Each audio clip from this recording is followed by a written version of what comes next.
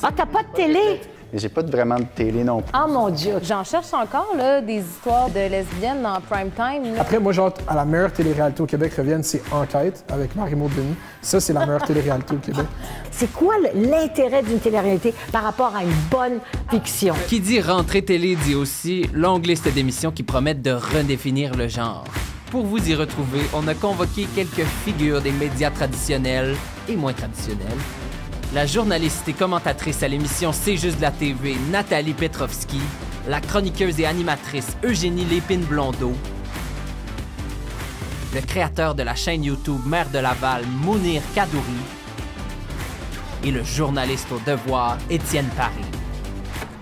L'autre porte, Étienne. Qui gagnera la guerre du lundi soir? Est-ce qu'on est tanné des shows de police? Est-ce que ce sera la dernière saison d'Occupation Double? Moi, mon rapport à la télé des réseaux a vraiment changé dans les derniers mois, puis c'est 100% dû à ma grossesse et mon congé de maternité. Je renoue avec le bonheur des rendez-vous télé. J'ai très hâte de suivre Stats. J'avais pas regardé Stats. J'ai binge-watch Stats. C'était bon le binge-watching de Stats? Ça a valu la peine? Écoute, pour 100% honnête, j'avais des soucis de grossesse et j'avais vraiment besoin de changer d'air. Et Stats, ça l'a fait, là. J'ai tout rattrapé ce que j'avais manqué dans les 2 semaines de congé et je travaillais. Depuis, je suis très assidue. Mon petit rendez-vous à 19h, là, bien contente de l'avoir. En tout cas, moi, le lundi et le mardi soir, donc je vais regarder Les Armes. Dumas, j'ai déjà vu, mais je vais continuer. Je vais regarder Sorcières. Ce sont les 2 meilleurs soirs pour moi. Les diffuseurs le savent. Ils mettent leurs meilleures émissions. Ils les mettent le lundi puis le mardi soir. Mais je ferai une exception parce que Stéphane Bureau commence une époque formidable le mercredi soir. Tu vas regarder ça? Oui, je vais regarder ça. J'ai hâte de voir Star Academy. Sincèrement, parce que j'aime la musique, puis il y a peu de musique à la télé. C'est une excellente émission musicale, Star Academy. J'ai hâte de voir parce qu'ils ont vraiment eu le vent de face quand ils ont ramené la formule. Parce que c'était la pandémie, puis faire un variété sans public, c'était pénible, c'était pas de leur faute. Ils vont enfin confier l'animation à un animateur aussi. Oui.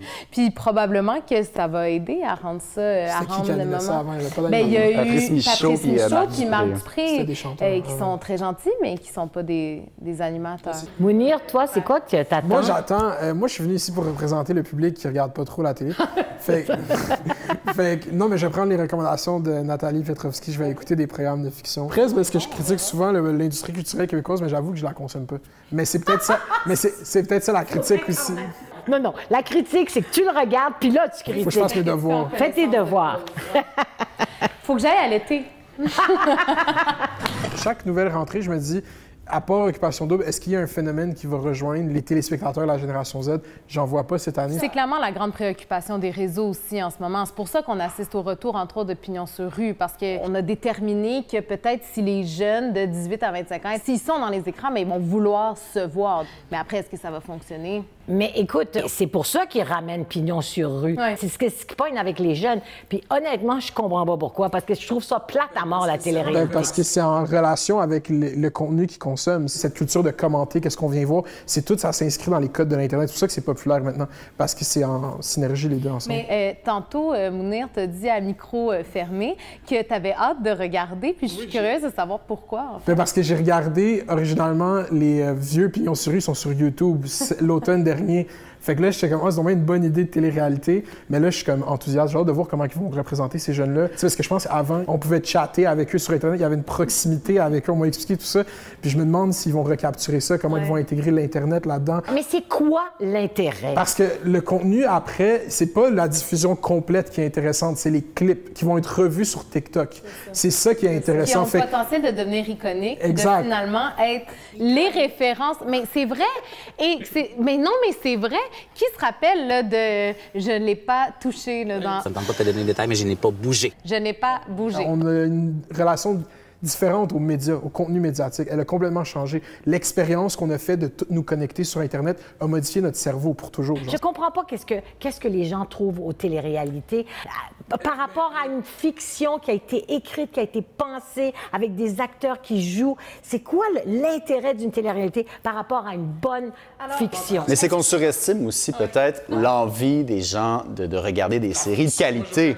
Il y a aussi des moments dans la journée que tu fais ta vaisselle, tu fais le souper, puis tu n'as pas envie de taper Game of Thrones ou Laurier Gaudreau, tu as envie d'écouter Stat. Puis faut qu'on arrête d'opposer les deux. Puis je pense qu'il faut embrasser le fait qu'on peut aimer les deux. On peut avoir ce côté-là no-brainer où on regarde une télé-réalité qui est bien montée, qui est bien réalisée, qui reprend les codes, qui est extrêmement scénarisée. Puis ça, faut pas se leurrer, là. Faut pas se mentir. Mais moi, si j'ai le choix entre une télé-réalité avec du monde un peu insignifiant, scénarisé, puis là, des faux drames, puis une vraie fiction, c'est sûr que je vais choisir une vraie fiction. Pas des scénaristes qui manipulent des vrais êtres humains pour leur faire des affaires que peut-être ils feraient pas, mais là, la caméra est là. C'est ça que j'aime pas de la télé-réalité. C'est un exercice de manipulation que je trouve un peu dégueulasse. Franchement, là, oui. Jasons un peu de diversité à l'écran. Où est-ce qu'on est rendu avec ça? Est-ce qu'effectivement la télé québécoise nous représente et quel est ce nous qu'il est censé représenter aussi? Et là, on ramène la sempiternelle question, entre autres, de diversité aussi. Est-ce que le Québec, est-ce qu'on accuse encore un retard? Moi, c'est bête, là, mais j'en cherche encore là, des histoires de lesbiennes en prime time. Là. J'aimerais ça, là, ça serait le fun. Mais parce que je pense que c'est le piège numéro 1 de ce buzzword de diversité, c'est qu'on l'attend à l'écran. La vraie diversité, c'est quand il va y avoir des gens qui vont avoir des pouvoirs décisionnels. Des producteurs, des réalisateurs. Moi, la diversité, c'est même pas une affaire de couleur, c'est une affaire de gens qui font pas partie de la vieille garde de la télé québécoise, de la culture québécoise.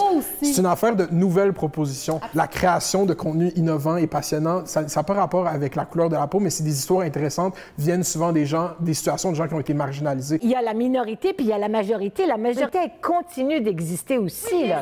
Moi, toute ma vie, on m'a dit que la télé qu'on faisait pour la majorité était universelle. Donc, elle était censée me toucher aussi, alors que je fais partie de la diversité sexuelle. Mais on peut renverser cette logique-là aussi, puis dire, il y a des histoires très universelles qui sont, c'est un peu comme ce que tu viens de dire, Mounir, qui sont donc des histoires portées par les gens des minorités, et c'est peut-être à la majorité de voir ça comme des histoires universelles qui vont les concerner aussi. C'est en voie, puis on le voit de plus en plus, là. Absolument. Oui, oui. Puis, je veux dire, il faut saluer aussi ces bons coups-là, mais il faut pas lâcher. Question qui tue. Est-ce qu'au Québec, on peut produire autre chose que des émissions de police et de palais de justice? on produit des shows d'hôpitaux aussi. Oui. Mais moi, ce que j'aime, c'est les PPP, c'est-à-dire les polars, pas de police. Parce que tu peux avoir un crime ou quelque chose qui est caché, puis il n'y a pas de police. Puis il y en a, les sorcières, c'est un peu ça. Une série comme C'est comme ça que je t'aime. Je sais pas si tu l'as regardée. Non, je l'ai pas regardée, mais je devrais la regarder. Ça fait longtemps que je veux l'écouter. Regarde ça, là. Puis on a une œuvre qui se tient, qui est totalement originale, qui est totalement flyée. Bon, là, tu cherches cette année quelque chose de flyé. Puis tout ce que je trouve, c'est chef d'orchestre. Est-ce que ça vous dit quelque chose? Non. Vous allez devoir attendre janvier. C'est une web-série ou je sais pas trop quoi, avec Joseph Marchand, un directeur musical, c'est un musicien. Et là, c'est sa vie tournée par Stéphane Lafleur. C'est vraiment un réalisateur de cinéma qui s'en vient à la télé avec, et puis ça va être une vraie télé-réalité parce que c'est Joseph Marchand lui-même qui est en dépression, il veut faire un disque. Ça, je me dis, ça, c'est une proposition qui m'intéresse. En anglais aussi, on peut attendre prochainement cet automne la nouvelle série Disclaimer avec Cate Blanchett, réalisée par Alfonso Cuarón, immense réalisateur cinéaste aussi, qui a fait entre autres Roma, que vous avez peut-être vu, vraiment formidable. Est-ce que vous pensez que les cinéastes font de la meilleure télé?